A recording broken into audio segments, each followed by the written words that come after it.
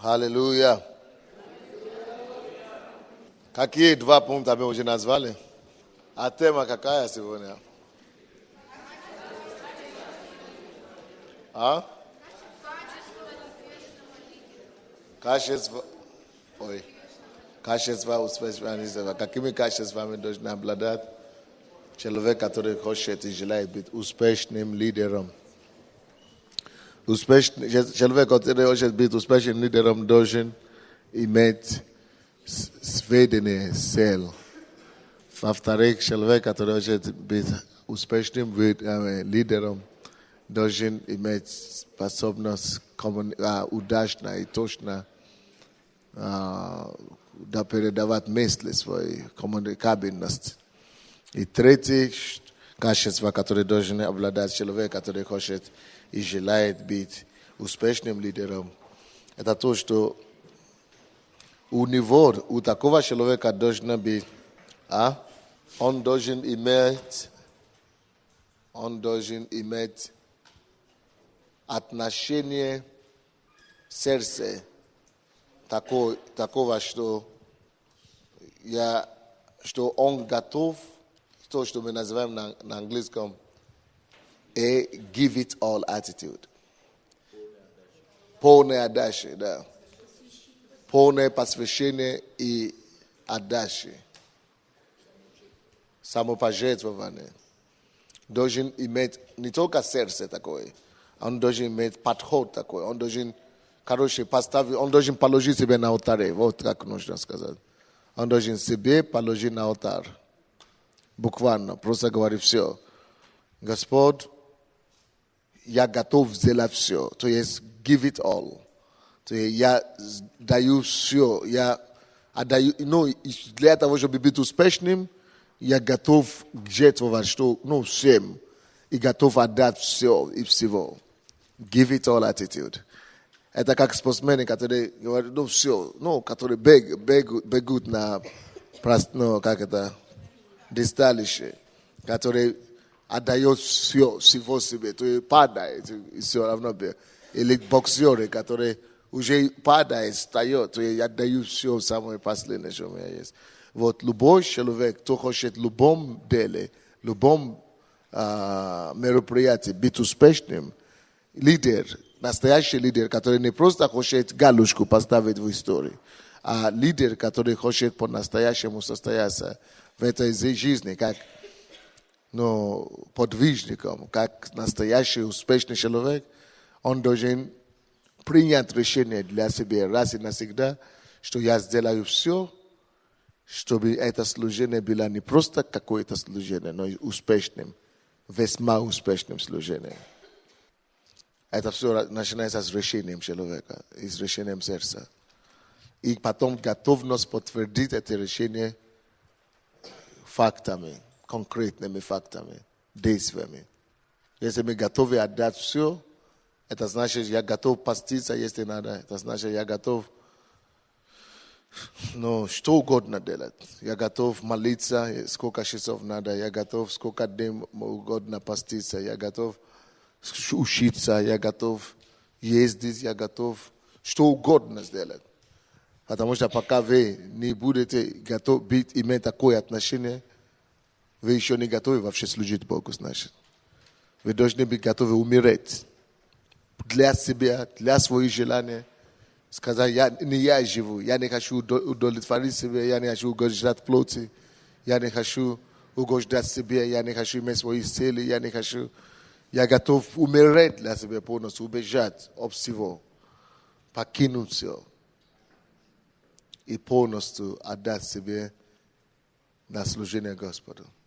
Если вы примете это решение, у вас приходит силу это делать. Но если вы не примете это решение, у вас никогда не будет силы это делать, то есть служить Богу. Все начинается с решением сердца. Именно таких делателей Иисус ищет. Когда Матфея 29 глава 36-7 стихи, он говорит, жатвы не проблема, жатвы много. Но если вы помолитесь, он говорит, помолитесь за то, чтобы Господь послал делателей. Во именно такие люди, делатели, которые не будут жалеть себя. Делатели, которые не плачут о своих какие-то слабости. Делатели, которые готовы обрезать себя. Делатели, которые готовы идти все, куда нужно идти. Все дорогой. Делатели, которые готовы сделать максимум, чтобы иметь результат. Если вы не готовы это делать, вы еще не готовы служить Богу. Еще раз говорю. Матфея 9, 36. Не надо открыть. Можно не открыть, мы все это знаем, да, по-моему? Или не так? 36, 37. 9, 37, да? 36, 37. 9 глава, 36 и 39. Да. 9, 36, 37. Да. А также откройте в Тимофей, 2 Тимофей, 2, 6 по 4 по 6 стихи. 4 по 6 стихи. Никакой воин не связывает себе делами житейскими, чтобы угодить военачальнику. Вот это главное слово, ключевое слово здесь. Если вы воин Христа, то вы не должны связать себе ни с какими житейскими делами. Может быть, сделаю громче? Ну что, можно меня сделать громче? Все-таки. Вот так лучше, да? Вот. Если мы приняли решение быть воинами Христа, значит, один универсальный принцип и закон есть на воинов Божьих. И вообще на любой воин. Что никакой воин не связывает себя с житейскими делами. Он не гражданское лицо. Слово житейскими делами – это слово гражданские позиции, гражданскими делами. То есть люди, которые граждане, или граждане, то есть которые цивильными люди, цивильные люди, которые просто живут гражданскую жизнь. А есть военные, войны. Вот войны как раз не должны расслабляться, не должны, поэтому они и войны. То есть войны – это противоположность, прямая противоположность этого, гражданам. То есть граждане могут себе позволить курить, допустим, да, духовно, гулять, ругаться, драться. Те люди, которые не под уделом, а войны, они в уделе, они под уделом. Постоянно находятся под уделом. Они себя держат, контролируют. Должны себя держать, контролировать. Свои мысли контролируют, свои действия контролируют, свои отношения контролируют. То есть, если вы еще не дошли до такого, у вас нет перспективы в Царстве Божьем. Вы должны стать воинами. Воин, он лишит себя некоторые вещи, которые мир делает сам себе. Не потому что он обязан, не потому что кто-то его заставляет, а потому что он понимает, что он сам воин и сам себе не позволяет это делать. Если вы воины, вы знаете, что мне не позволено идти, допустим, на дискотеки. Я воин, мне не позволено даже думать об этом, мне не позволено смотреть некоторые фильмы. Я воин, я себя ограничивал специально, чтобы держать себя в форме, духовную форму. Тем более смотреть на проституток, да? Или что еще делают люди? Или пить, или колоться, Если я воин, я себя заведомо ограничиваю, обрезаю, учу себя, как удержаться, как удаляться от вещей мира сего. od građanskih više, od više которые ljudi делают, которые не под обязательством, мы под уделом. Вот если вы, и это то, что я имею в виду под этим пунктом, и этот пункт об этом и говорится, что вы должны быть человеком, который говорит, все, сдаюсь для Иисуса. Человек, который полностью продан Богу. Человек, который полностью все, уже выбрал свой, уже сделал свой выбор. Уже сказал, я иду узким путем. Все. Узким путем, узкой дорогой. Я развернулся от широкой дороги. Я не могу идти широкой дорогой, я хочу идти узким путем.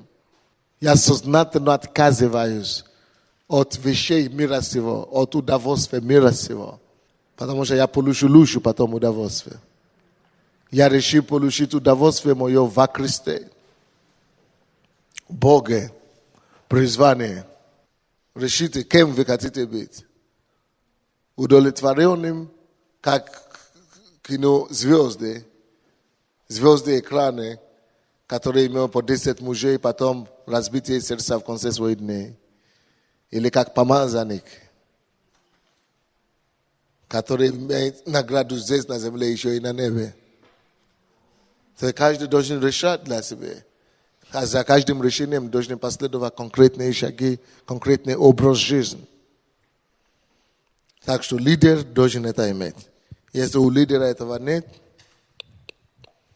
он потом будет позорен концов, к сожалению.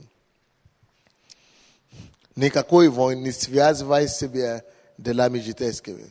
Всякие дела житейские, всякие гражданские вещи, которые войн связывает себя, он становится его господином.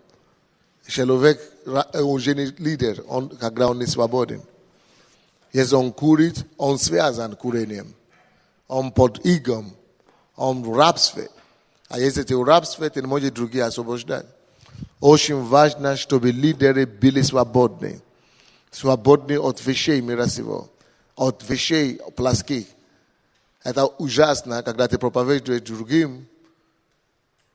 Не кури, а ты сам подкуриваешь. Не греши, а сам грешишь. Это ужасно так жить. Невозможно так жить. Поэтому важно, чтобы каждый из нас контролировал себя, что он свободен. Чтобы каждый из нас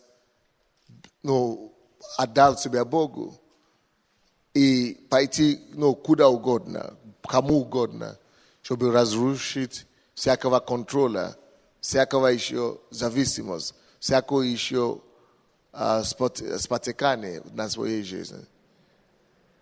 Чтобы разрушить все это, прежде чем идти дальше.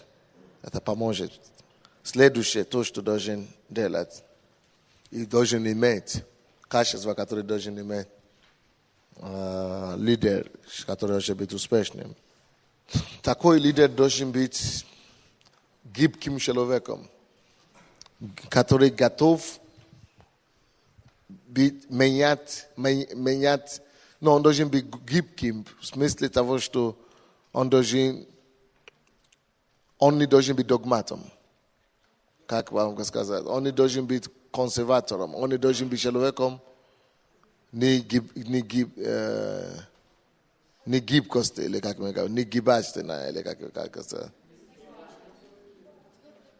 Несгибаемый. Он не должен несгибаемый человек.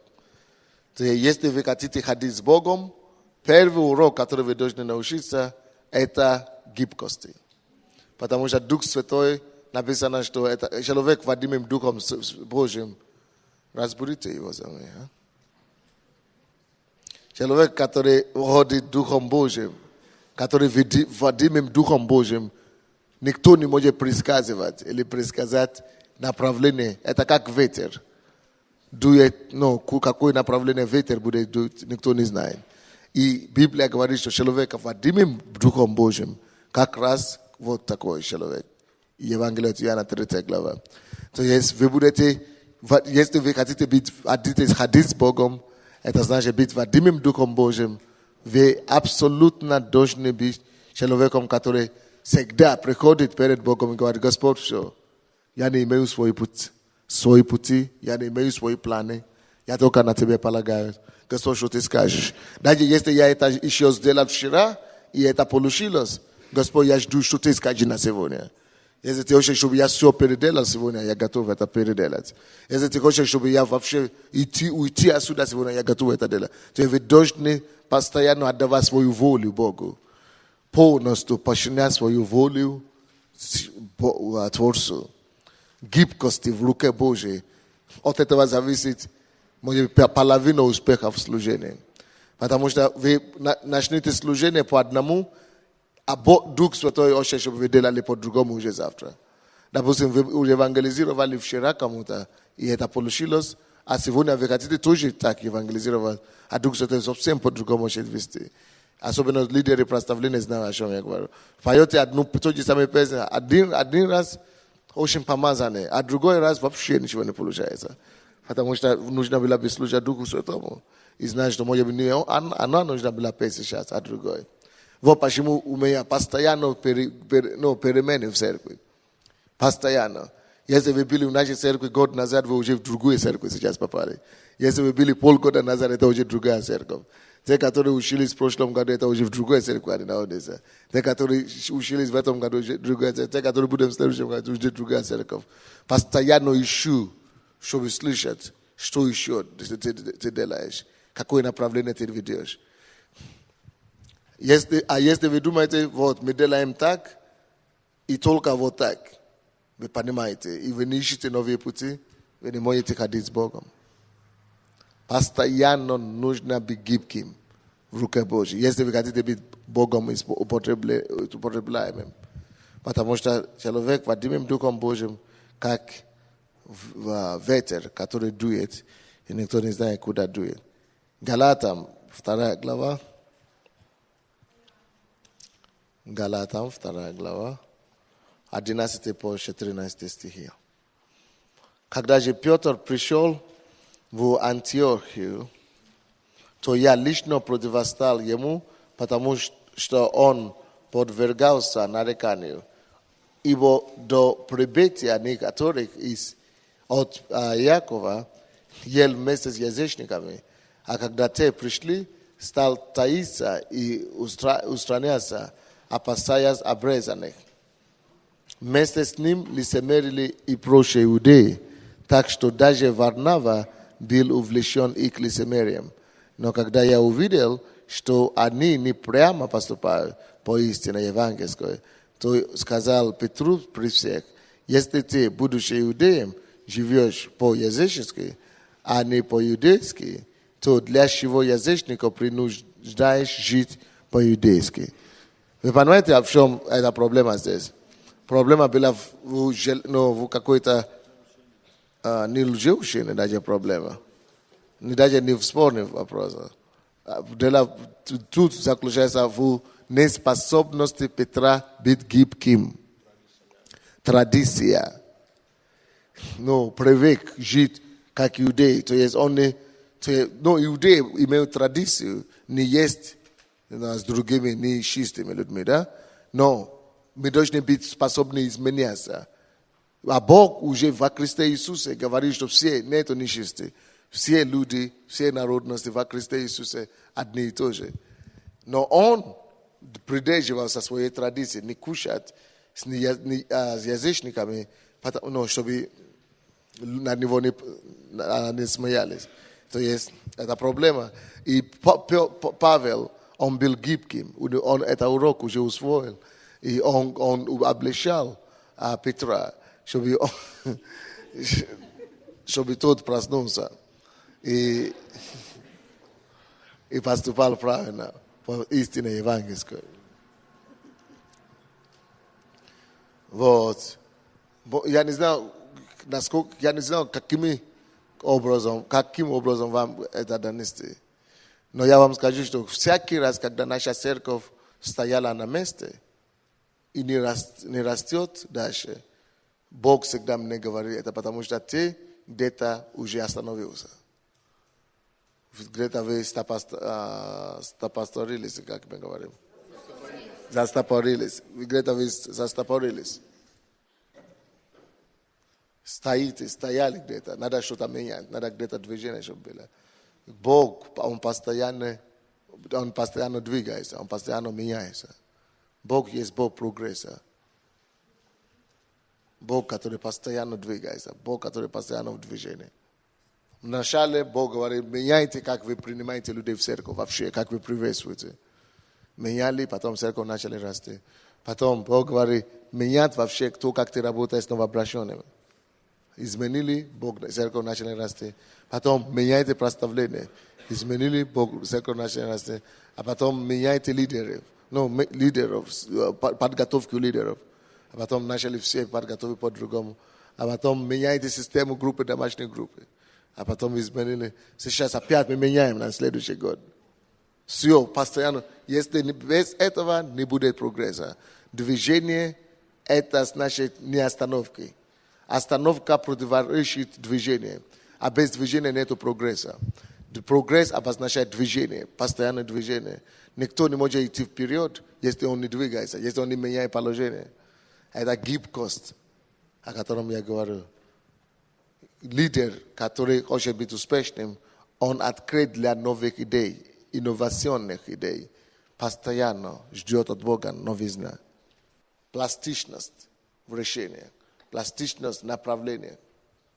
Видение остается то же самое, но постоянно будут меняться стратегии и тактики. Вы понимаете? Цель остается то же самое, куда мы идем. Мы хотим все еще строить большую церковь. Мы хотим все еще миссионерскую церковь быть. Мы все еще такое. Цель не меняется. Но тактики и стратегии постоянно меняются. А если вы не способны меняться, все. Вы не пригодитесь на завтра, для завтрашнего дня. Следующее. Качество, которое должен обладать лидер, который хочет быть успешным. Движение вперед, изменение – это залог к успеху, к росту. Изменение – залог к росту. Это значит, что человек должен быть готов меняться постоянно. Не умеешь меняться – все. Остановишься, станешь стагнацией. Пятое, следующее. Лидер, который хочет быть успешным лидером, должен иметь сострадание к другим людям. Всякий лидер, который хочет быть успешным лидером, должен быть лидер, он должен быть человеком огромное сострадание, огромной любви. Не просто проповедовать другим, а переживать то же самое, что они переживают. Те же самые боли, те же самые... Человек, который умеет себя ставить на место других людей и переживать их боли, их горе вместе с ними. То есть человек большое сострадание. Не просто исполнять служение, не просто проповедовать. Не просто исполнить то, к чему тебя ставят. А это делать, потому что ты любишь людей. Ты хочешь, чтобы им было хорошо. Ты хочешь, чтобы им стало так, как тебе хорошо. Ты хочешь, чтобы ты это делаешь, потому что ты переживаешь за них. Ты умеешь, это такой лидер, который умеет ставить себя на место других, переживать боли их, плакать вместе с плачущим, радоваться вместе с радующим. Любовь. Все то, что мы делаем для людей, должно быть движимо состраданием и любовь к ним. Вы все это знаете. Любовь. Это первая заповедь. Вы помните историю доброго самарянина? Сострадание – это то, что Иисус там учит. Левит, который имеет положение, прошел, не обращая внимания на этого израненного человека. Священник тоже пошел, не обращая внимания. Но человек вообще, который как бы со стороны, вообще неверующий, можно сказать, имеет порой больше сострадания, чем нас верующие. Вопрос к вам сегодня. Уверен ли ты, что неверующие не имеют больше сострадания, чем ты сам? Это ужас. Если верующие имеют больше сострадания, чем нас, то нам надо восстановить наше хождение с Богом. Как Матфея 9:36. Сострадание. Если кто-то чувствует, что ваши неверующие соседи, или друзья, или родственников имеют сострадание для людей больше, чем вас, значит, вы отступили от веры евангельской. Вы потеряли первую любовь. Самые люди, которые движимы, просто не то, что движимы, а это проблема, которую я вижу в церкви нашей. Не только в нашей церкви, вообще в христианских кругах.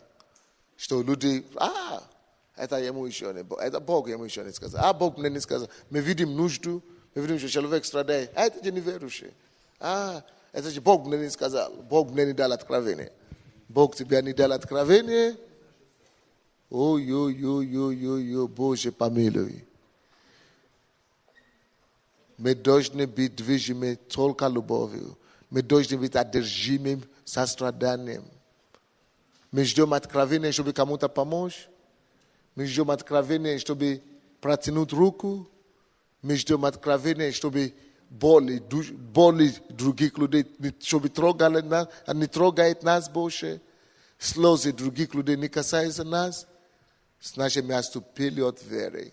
И Бог не может таким, как нам, доверять ничего хорошего. Не теряйте ваше сострадание, друзья. Не теряйте ваше сострадание. Матфея 9:36 написано, Иисус жалился над народом. Через жалость очень сильно действует дар исцеления. Человек, который имеет жалость, который имеет сострадание, это человек, через которого Бог может действовать. Это человек, который открыт. Это человек любви. И когда Бог видит сокрушенного сердца такого, Бог через них очень сильно изливает свое помазание на исцеление. Потому что он ищет человека, который мог отождествлять себе с болью других. И последнее, то, что я вам дам сегодня, по поводу лидеров, качества, которые он должен иметь. Это должен быть человек, который понимает свою власть во Христе. Евангелие от Луки 10:19. Человек, который понимает свою власть во Христе. Который понимает, какую власть мы имеем. Который понимает, что он спасен от основного богатства. И что ничего на этой земле ему не угрожает. Его не угрожает. Ему не страшно. Человек, который понимает, что он посажен выше начальств и властей. И мироправителей тьмы века сего. Человек, который понимает, что он во Христе и Христос в нем. И что все возможно верующему. Человек, который понимает, что ему дана власть наступать на змей, на скорпионов и на всю вражью силу. И ничего не повредит ему. Человек, который знает, что если Бог за нас, никто не против нас. Человек, который понимает, что какие бы ни были проблемы, что его Бог больше него. Человек, который понимает, что больше того, кто в нас, чем того, кто в мире. Человек, который понимает, что все возможно. И сия есть победа, победившая мир. Вера ваша. Человек, который понимает его положение во Христе и власть его как верующий. Потому что это нужно будет. Потому что мы будем сталкиваться с обстоятельствами, с бесами, с сатаной, ситуациями, которые нужно будет верой передвигать горы. Аминь. Что вы хотели сказать? Громче.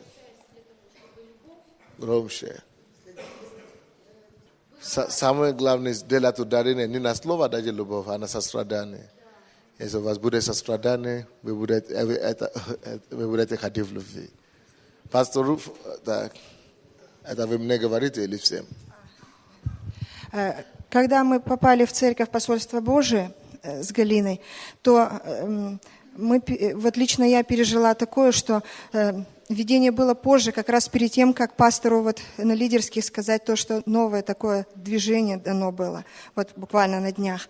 А мне было видение, что я лично стою в большой-большой церкви, и люди двигаются, я очень нуждаюсь.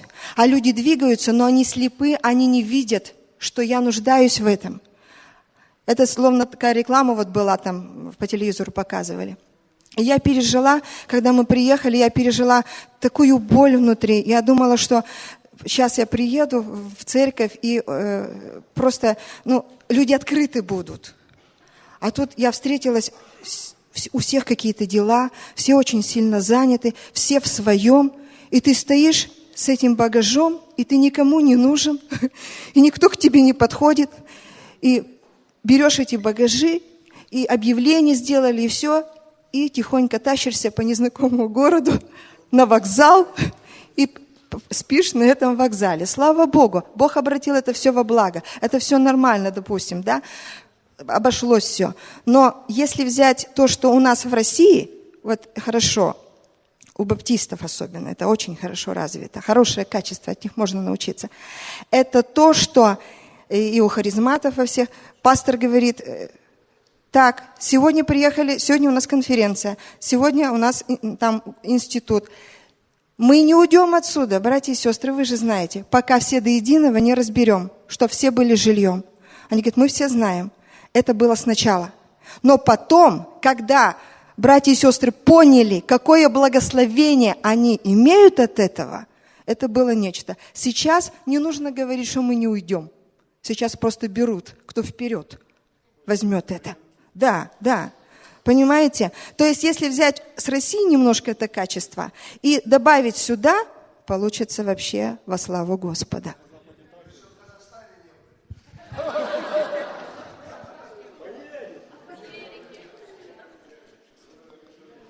Да. По всем нам надо иметь сострадание и любви. Особенно, когда мы служим Богу. Очень часто мы думаем, что наше служение Богу – это непосредственно, когда мы Ему служим. Когда мы поем прославление, когда мы прославляем Бога, когда мы проповедуем, когда мы учим, когда мы делаем что-то вот такое духовное. А когда мы делаем что-то простое для людей, мы часто думаем, что это кто-то сам справится, кто-то сам справится. То есть, а наоборот, если вы хотите быть человеком, лидером успеха и успешным, нужно наполниться состраданием. То есть, это даже не от церкви зависит, и не от страны. Это от личности, от каждого человека. В каждой церкви, и в России, и в баптистов можно видеть тоже те, которые проходят мимо кого-то. А здесь тоже можно люди видеть те, которые берут людей. А здесь, допустим, почему такие проблемы возникли? Потому что здесь каждый раз конференции. И все уже устали от этого. Только те, которые которые еще имеют к этому энтузиазму. Но некоторые из них уже имеют, допустим, те, кого они принимают все время. Некоторые не имеют такой возможности вообще. Допустим, когда кто-то сейчас придет сюда и объявит такое объявление и скажет: давайте, допустим, примем 2-3 человек, вы все сидите, да? И никто из вас не поднимает руку, прямо здесь студенты. Почему? Не потому что вы не имеете сострадание, не потому что вы не хотите это делать, а потому что у многих из вас нет возможности. То есть много вопросов там есть. Или потому что муж дома, или жена дома, не понимает и так далее. То есть миллион вопросов, да? Но сам факт, даже не только в этом, а в том, чтобы иметь сердце. Иметь само сердце. А когда человек имеет сердце, он будет чутким Духу Святому, когда ему стоит что-то делать и когда ему не стоит делать. А ведь иногда тоже может быть перегибы. Потому что человек может думать, что потому что я верующий, я обязан все делать, то есть помочь всем. A w это время он не слушается Духу Святому, он слушается эмоции или чувства, или, двигается просто обязательством, обязанностям. А тогда это наоборот получается не благословением, а лишением для него. Поэтому, но самое главное, чтобы иметь это сердце. И когда человек имеет это сердце, не как традиция опять, а как сердце вообще, сердце сострадательное, тогда это сердце может всегда быть чутким к Духу Святому и помочь там, где нужно помочь. Потому что я помню когда-то, когда я тоже хотел двигаться любовью, и я начал всем раздавать деньги на улице подряд. А потом на мои деньги люди напиваются, а потом еще убивают друг друга, да, не дай Бог. То есть это получается, я уже не добро делаю, а зло делаю. Не становится участником зла. Поэтому, факт заключается в том, что когда человек не просто хочет быть добрый, потому что так положено с христианам, а потому что сердце самое главное. Когда я говорю о любви сейчас, я имею в виду сердце сострадательное и жалостное. Вы поняли меня, да? Пастор Руфус, помогите нам. Что вы хотите добавить на эту неделю? Он уезжает уже завтра, его уже не будет. Поэтому хотим, чтобы он вас благословит сначала. Thank you, Pastor. Hallelujah. Очень много мы уже слышали на тему лидерства. Я просто буду продолжать, наверное, просто обобщить некоторые понятия, которые, в принципе, нам не новые. Потому что пастор aussi так глубоко коснулся эту тему. Я же говорить чуть-чуть, потому что у нас время очень ограничено, да, я буду... Когда Бог спас нас, у него есть один план. Его план в том, что каждый из нас мы будем влиять. И как мы слышали, что лидерство, в принципе, это влиять, это способность влиять. И если это так есть, значит, каждый из нас мы имеем эту способность, потому что мы каждый влияем, мы оказываем влияние. Кто негативный, кто положительный. И мы просто можем направить свою силу влиять, чтобы служить Богу, чтобы вести людей к Богу и помогать им состояться. Давайте посмотрим Матфея, 5 глава. Матфея, 5 глава. Скажи твоему соседу, скажи, я есть агент племени. Change. Агент племени. Скажи твоему соседу, ты есть агент племени. Это означает, что там, где ты есть, там что-то должно меняться. Аминь. Ты приносит атмосферу изменения. Аллилуйя. 5 глава, давайте посмотрим 13 стих и 14 стих. Иисус говорит, вы соль земли, и если же соль потеряет силу, то чем сделать ее солоной? Она уже ни к чему не годна, как разве выбросить ее вон на попадание людям. Вы есть свет мира не может укрыться, стоящий наверху горы, дом. Библия здесь говорит о том, что мы есть соль, мы есть свет. И есть определенные понятия, которые здесь он использует. Он говорит, что соль имеет силу. Скажи, соль имеет силу. Если я есть соль, значит, у меня есть сила. И эта сила, это изменить все вокруг меня, все вокруг себя. У меня есть эта способность, она заложена во мне. Меня его просто надо развивать. И мне надо видеть себя таковым. Что я есть ответ, что я есть решение. Что я есть агент племени. Если я каждый день представляю себе этим, значит, все вокруг меня будут меняться. И если я теряю эту способность,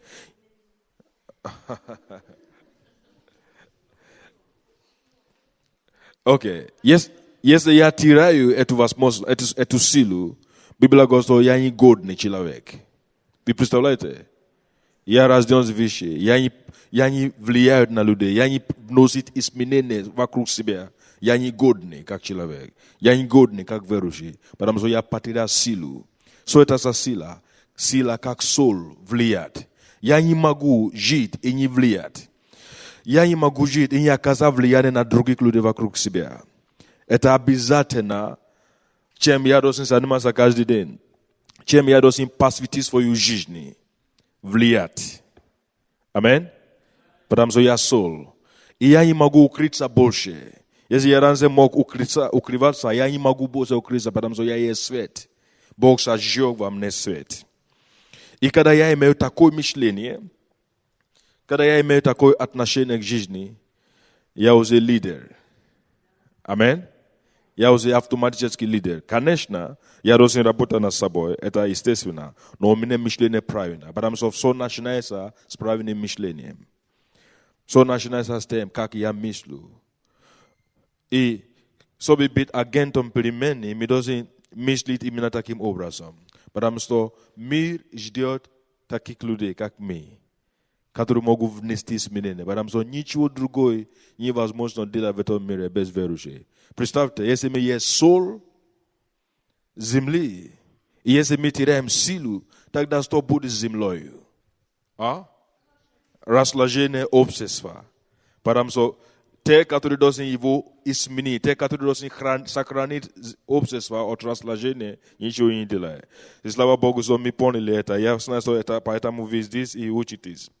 Я хочу показать вам на примере Иисуса Христа, какой нам необходимо иметь сердце или отношение, чтобы мы могли быть способны оказать влияние. Аминь. Вы поняли постановку моей тему, да? Какое я должен иметь отношение, какое я должен иметь сердце, чтобы я быть способный, чтобы я стал способным влиять. Чтобы я мог жить как соль, как свет в этом мире. Я хочу рассматривать жизнь Иисуса как пример. Один эпизод в его жизни как пример. И мы можем взять это и размышлять над этим, и это вырабатывать себе эти качества, чтобы мы могли стать похожи на Иисуса. Кто из вас верит, что Иисус был агент перемены? Это, чтобы не верить это просто надо посмотреть на мир. 2000 лет назад Иисус был, и что случилось после того, как Иисус пришел. Столько много людей, которые жизни были изменены, и их судьбы были восстановлены. Только благодаря того, что Иисус пришел. И вселился в их сердце. Аминь. Он есть настоящий агент перемены, и он есть наш пример. Почему о нем пишется в Евангелии? Потому что Библия желает, Бог желает, чтобы мы смотрели на его жизни и научились. Давайте откроем от Марка, 6 глава. От Марка, 6 глава. И мы будем читать 34 стиха. Окей. Марка, 6 глава. Давайте начнем с 30 стиха. 30 стих. Где мы читаем? Марка 6. Ага.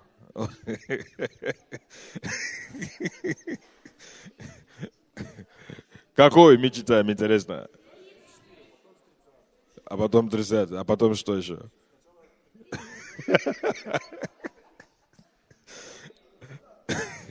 Окей, 6 глава от Марка, 30 стих. Мы начинаем. И мы будем читать по 34 стих. Хорошо?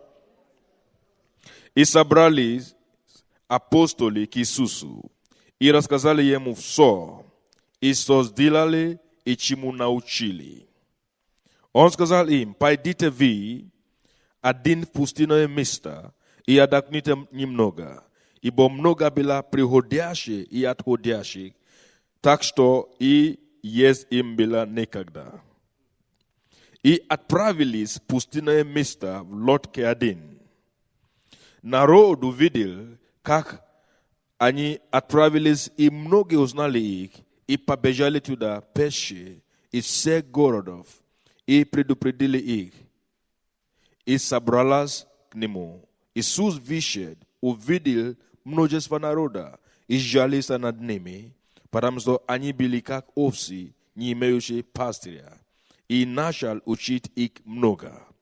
И как времени прошло много, ученики его, приступившие к нему, говорят: место здесь пустынное, а времени уже много. Отпустил их, чтобы они нашли в окрестной деревне и селения и купили себе хлеба, ибо им ничего есть.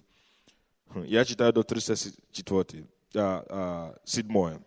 Он сказал им в ответ: вы дайте им есть. И сказали ему: разве нам пойти купить хлеба динарев на 200 и даст им есть? Но он спросил их: сколько у вас хлебов? Хорошо, я читаю ниже. Сколько у вас хлебов? Пойдите, посмотрите. Они, узнавши, сказали: 5 хлебов и 2 рыбы. Тогда повелел им рассадить всех отделениями на зеленой траве. И сели рядами по 100 и по 50. И он взял 5 хлебов и 2 рыбы, возрев на небо, благослови и преломил хлеби, и дал ученикам своим, чтобы они раздали им, и 2 рыбы раздали на всех. Это интересно. Я, чтобы мы видели здесь ситуации, которые случились с Иисусом и его учениками. Они трудились весь день, и они настолько устали, что они решили, что нам надо отдохнуть. Амин. И они уединились и ушли совершенно другое, пустое место, где как бы люди не должны были быть. И когда люди узнали об этом, они все пошли к нему. Представь себе такой: ты устал, полностью, ты уже дал все свое энергию, ты устал, тебе нужно было отдых. И в это же время, когда тебе нужно отдых, кто-то приходит и говорит: послужи меня. Я нуждаюсь, я хочу слушать. Научи меня, помолись за меня, благослови меня, или дай мне совет, что делать. Вы представляете, что было с Иисусом и его учениками? Но мы видим сердце человека, который может изменить мир вокруг себя. Это то, о чем мы уже говорили. Пастор уже говорил об этом. Сострадание. Это первое качество. Я еще повторяю, как бы это сострадание. У Иисуса было такое сострадание.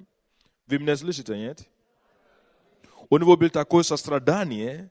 Я думаю, что если бы ученики приняли бы решение, они бы сказали: Иисус, отпустить их. Нам надо отдохнуть. И вы увидите, что они так рассуждали, потому что ниже они так и говорили Иисусу: отпустить их. Иисус говорит: нет, мы не можем отпустить их. Когда у человека есть сердце, который сострадает, это любовь Божья в действии. Человек, это который имеет сострадание, он всегда желает послужить людям. Амин? Амин? Поэтому быть лидером, быть человеком влияния, это способность служить другим. Амин? Когда у человека есть сострадание, или сердце, которое имеет сострадание, у него будет желание, и он может обращать внимание на нужды других людей. Он видит их, он замечает эти нужды, и он восполняет эти нужды. И благодаря это качество, благодаря такого сердца, человек становится влиятельным. Амин? Потому что ты замечаешь вокруг себя нужды. Иисус не мог закрыть глаза на нужды этих людей.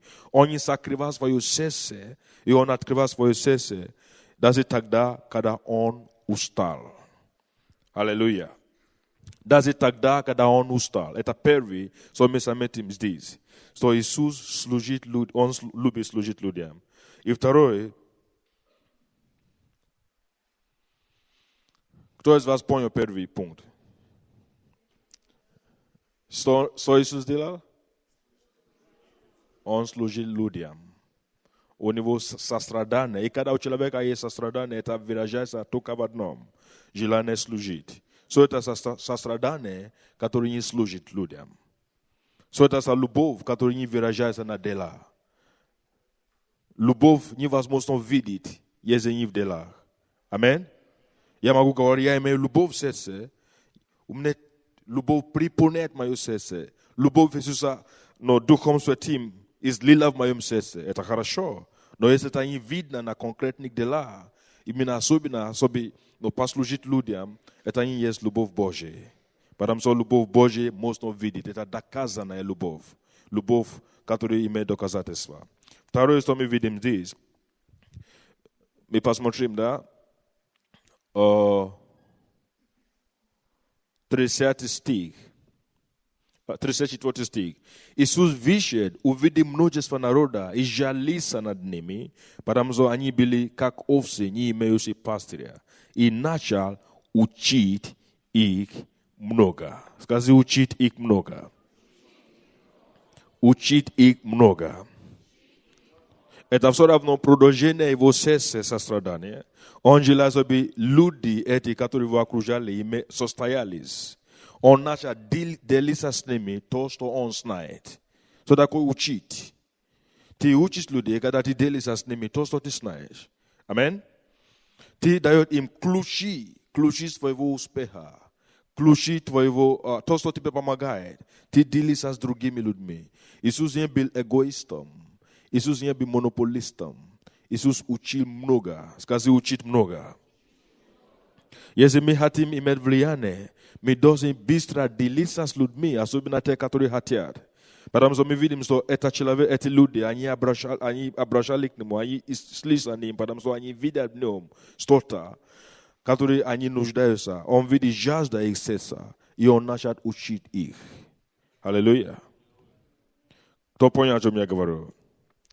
Учить их, это означает делиться с ними то, что он знает. Ключ. Да, делиться с ними знаниями. Это одна из сфер, где мы можем начинать влиять на людей или менять общество, когда мы делимся с ними знаниями. Аллилуйя. Откровениями. Покрываем. Библия говорит, что ученики Иисуса Христа, они наполнили Иерусалим своим учением. Так что нигде, никакой дом не был в Иерусалиме, который не знает про это учение Иисуса Христа. Потому что они любят делиться знаниями. То, что они знали, то, что помогает людям, то, что работает. Аминь.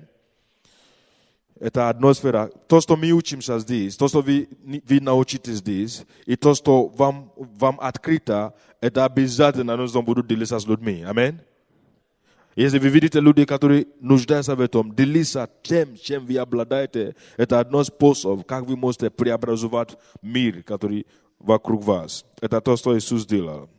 И третий, что мы заметим в этом местописании, это то, что Иисус откликнулся на их нужды. Я об этом уже вкратце, в принципе, говорил, но я хочу еще, чтобы мы видели. Он откликнулся на нужды людей. У этих людей были один проблем. Это проблема в том, что они находились в пустынное место, и им ничего есть. Аминь. Это означает, что эти люди имели проблемы. Скажи проблемы. Скажи проблемы. Кто из вас любит проблематичные люди, которые имеют проблемы, полные проблемы? Окей. Если вы не любите проблематичные люди, вы не можете оказывать огромное влияние на мир. Потому что мир полно таких людей. Аминь. Люди, которые se опустились. Очень часто, вы знаете, что я раньше был таким. Я не люблю проблематичные, я люблю просто их обойти. Просто обойти, потому что это проблематичные люди. Я искаю тех людей, которые нет проблем. Если у тебя есть церковь, эти в церкви просто хочет только те, которые не имеют проблемы. А те, которые проблемы, выгоняем. Тогда большая проблема. Ученики говорили Иисус, Иисус, ты чего? Аминь. Не состоится. Ученики говорили, Иисус, ты чего? Давай отправим их. У них проблемы. Пусть они сами пойдут искать себе решение. Иисус говорит, нет. Это не мой стиль. Это не мой путь. Это не мой способ. Я люблю этих людей. Вы дайте им есть. Аминь. Вы помогите им состояться. Вы поднимите их. Вы решаете эту проблему. Вы можете эту проблему решать. Аминь. Иисус откликнулся на нужды людей. Это одно из способов.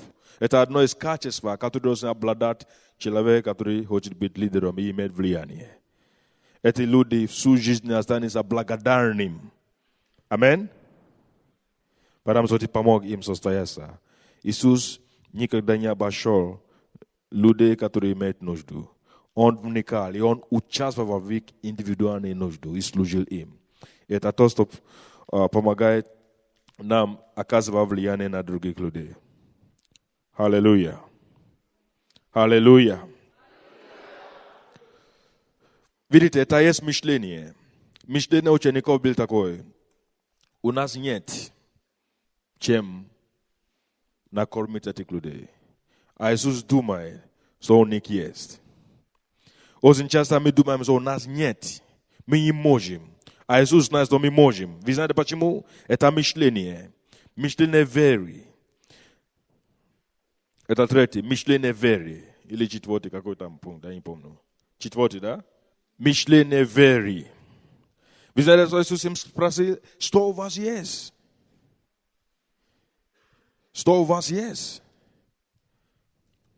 Когда мы отдаем полностью, это то, что пастор говорил, полный самопожертвование. Когда мы отдаем все полностью, то, чем мы обладаем Богу, он это умножит. Аминь. И наша способность умножается, потому что мы даем. То, что мы даем, не может умножиться. Я даю. То, что я имею, я даю. И только таким образом я могу умножаться. То, что я имею, я даю, и только таким образом Бог меня поднимает. И то, что я даю Богу умножаться, чтобы восполнять нужды других людей. Иисус им говорил, у вас есть.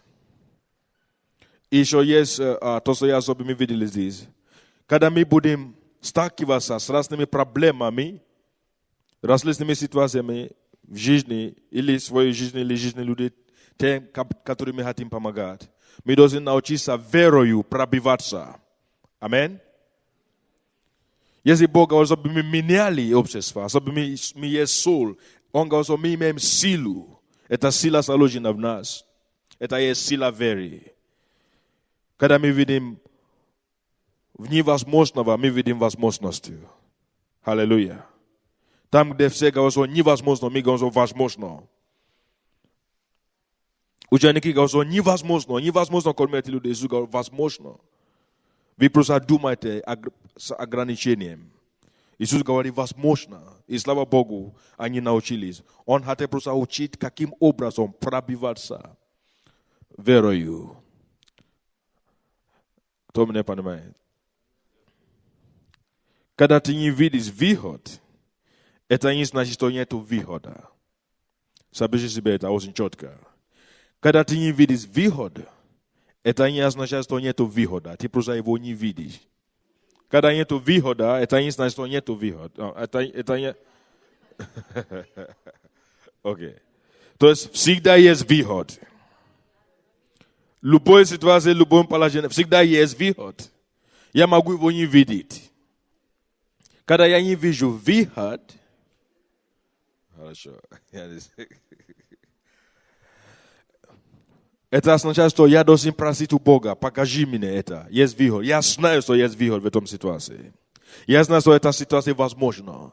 Я знаю, что эту проблему можно решить. Но я не вижу как. Покажи мне, и Бог тебе покажет, как это решить. Аминь. И тогда произойдет чудо. Это то, что ученики пережили.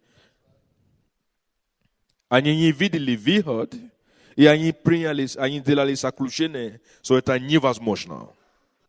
Сколько из вас часто говорит такое слово? Это невозможно. Если никто не поднимет руки, я изгоняю дух лжи отсюда.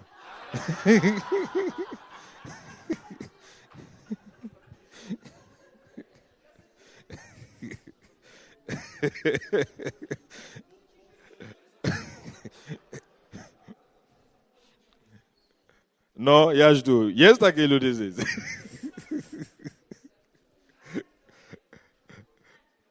Раньше. Теперь уже нет, да?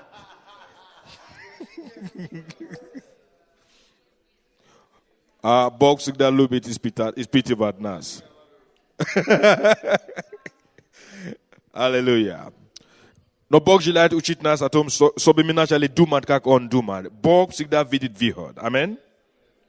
И когда мы приходим на его уровень мышления, мы всегда будем видеть выход.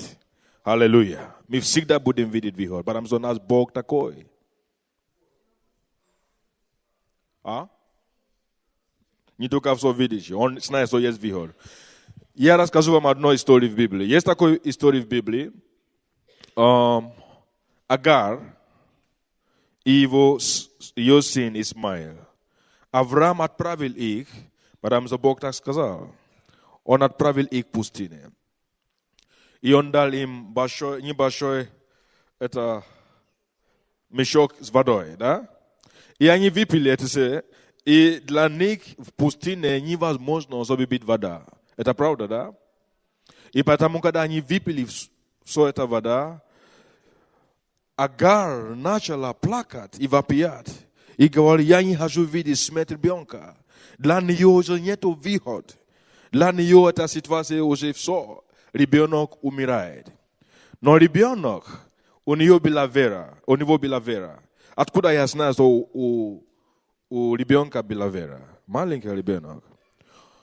Он плакал и вопиял к Богу в своей душе. Агар также плакал и вопиял к Богу. Но в слезы и в это вопль Агара не было малейшей веры. Потому что она не ожидает изменения обстоятельства. Она приняла это как должное. Она приняла это обстоятельство как совершившийся факт. Ребенок умирает. Но ребенок говорит, я не хочу умереть. Я хочу жить. Я знаю, что есть выход. Даже в пустыне. Аминь. И Библия говорит, что Бог услышал голос ребенка. Бог услышал вопль ребенка. О чем это говорит? Бог пройдет мимо всякий вопль, где нет веры. И он дойдет до человека, у кого есть веры, который ожидает изменения. So эта ситуация изменится. Есть выход здесь, есть решение эту проблему. И Бог слышал вопль ребенка, и в ответ на этот вопль Бог открывает глаза. Скажи, открывай глаза. Это то, что нам надо всегда. Бог открывает глаза Агара, и Агар совсем рядом с ней увидела колодец, который полон водой. Аминь. Где это колодец был? Это колодец был рядом. А почему она ее не видела? Не видела выход. Но колодец всегда был там. Аминь. Аллилуйя. Проблема говорит больше. И когда мы видим проблему, мы Бога никогда не увидим. А когда мы видим Бога, мы не видим проблему. Аминь. И когда мы сконцентрированы на проблему, мы забываем, что есть Бог, который видит эти проблемы. И это то, что Бог, Иисус учил учеников. Если мы хотим быть агентом перемены, мы должны иметь это мышление. Мышление, которое говорит, все возможно верующему. Я верующий, все возможно. Есть решение этой проблемы. Есть выход здесь, в этой ситуации. Вы уловили мои мысли, да? Не? Агент перемены. Это мышление. Иисус рассказал о одном притче. Я это показал, да? Потому что это то, что мы можем часто сталкиваться. Нужно будет ломать двери. Нужно будет войти в невозможное. Аминь? Нужно будет пробиваться. Чтобы внести изменения, это невозможно, не пробиваться. Потому что дьявол всегда будет ставить ситуацию или обстановку. И мы будем думать, что это невозможно. Иисус говорит, вы накормите их. Вы можете их кормить. Он хочет научить их жить сверхъестественно. Это то, что я слово я подобрал. Он хочет научить их жить сверхъестественно. Мы не можем жить на естественном смирении. Всегда. И быть агентом перемены. Потому что на естественном смирении мы как все остальные. Вы согласны со мной? Одну минуту. На естественном смирении мы как все остальные. Но когда мы прыгаем в сверхъестественное смирение, тогда мы уже не как остальные. Мы уже двигаемся и действуем как Бог. Аминь. Это означает, что всегда нам нужно научиться жить и прыгать, и действовать, и двигаться в сверхъестественном смирении. Иисус говорил ученикам, если вы хотите быть агентом перемены, как я, научитесь жить, как я, в сверхъестественном смирении. Скажите своему соседу, все возможно. Если ты это не видишь, это не означает, что это нет. Аллилуйя. Что вы хотите сказать? Но мы все слушаем, нет? вот человеку, у которого проблема, ему очень бывает трудно, сложно отключиться от этой проблемы.